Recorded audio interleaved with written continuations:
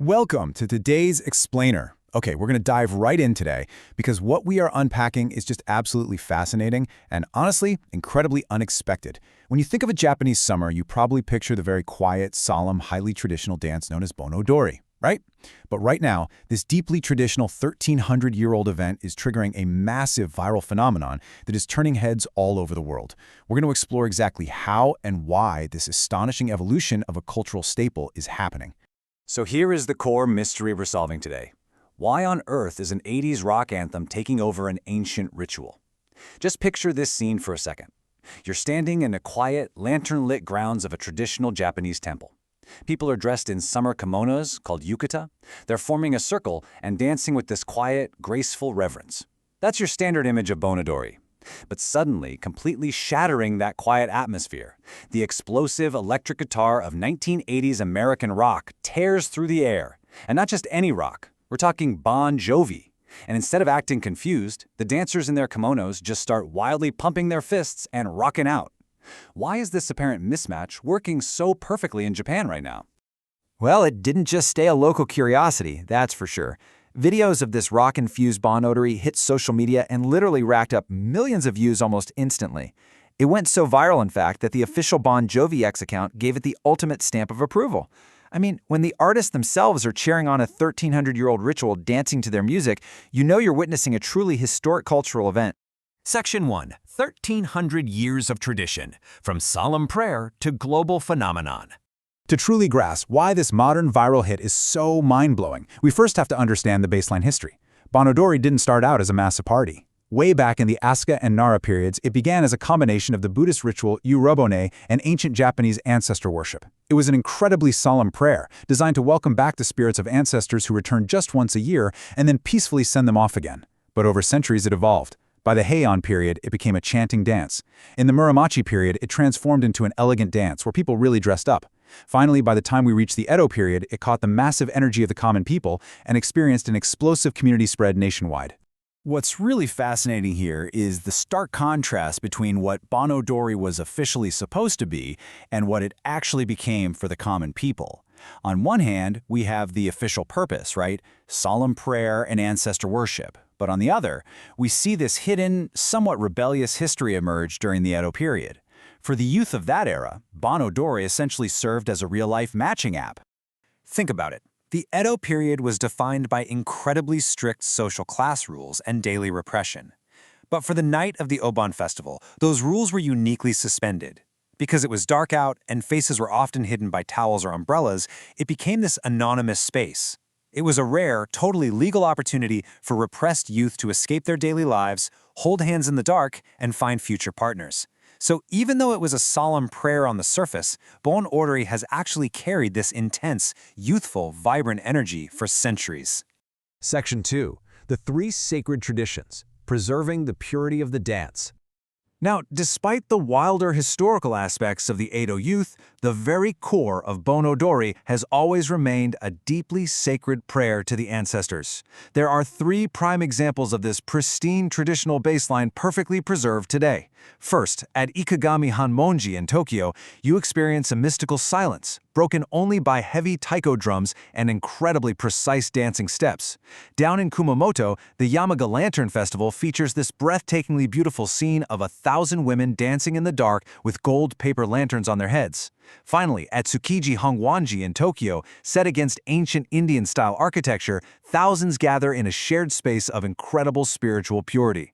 These are places where you can truly feel the quiet, awe-inspiring reverence of a 1,300-year-old tradition. Section 3. The 2018 Nakano Revolution. Enter DJ Selly. So this is the exact moment where the solemn 1,300-year-old baseline we just established collided head-on with an unprecedented musical revolution. It started in 2018, right in front of Nakano Station in Tokyo, driven by a skilled DJ named Selly. She stood atop the traditional festival tower and made an incredibly bold choice, leaning into a bit of simple, genius wordplay. Taking the traditional festival name Obon, combining it with Bon Jovi to create Bon Jovi Bon. Armed with this pun, she dropped Bon Jovi's mega hit, Livin' on a Prayer, right in the middle of a traditional festival set. And the impact? Absolutely immediate and totally explosive. Dancers who were previously stepping quietly to traditional music suddenly started pumping their fists, jumping, and singing along when that iconic guitar intro hit. That single DJ set replaced traditional silence with explosive energy. And incredibly, it solved a massive, nationwide crisis. You see, many local festivals across Japan had been suffering from declining youth attendance and were at real risk of dying out completely. This Bon Jovi Bon movement acted as a massive jolt of adrenaline, reviving local festivals all over the country by bringing young people rushing back to the dance circles. Section 4. The scientific missing link. Why does this mismatch work so perfectly? So was this just a lucky pun? Just a funny coincidence? Not at all. The ultimate key to this whole mystery is the number 120. This single number bridges the massive gap between centuries of history and completely different continents. It turns out, traditional Japanese folk songs that are absolute staples of Bon Odori, songs like Tokyo Ando and Tankobushi, and 1980s rock, specifically Bon Jovi's Livin' on a Prayer, have something major in common. Despite being created in totally different eras, in totally different countries, for totally different purposes, they share the exact same tempo, exactly 120 beats per minute. But why does 120 BPM matter so much? Because it's often considered a golden tempo for human biology. It closely matches the speed of an average human walk or the rhythm of an excited, elevated heart rate.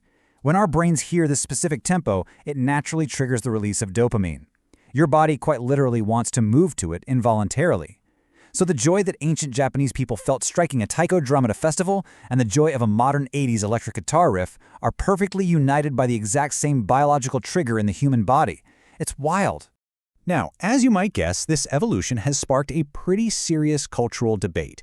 From the traditionalist perspective, playing rock music at an event meant for honoring the dead is seen as disrespectful to the ancestors, and critics argue it loses the solemn dignity of the 1,300-year-old ritual.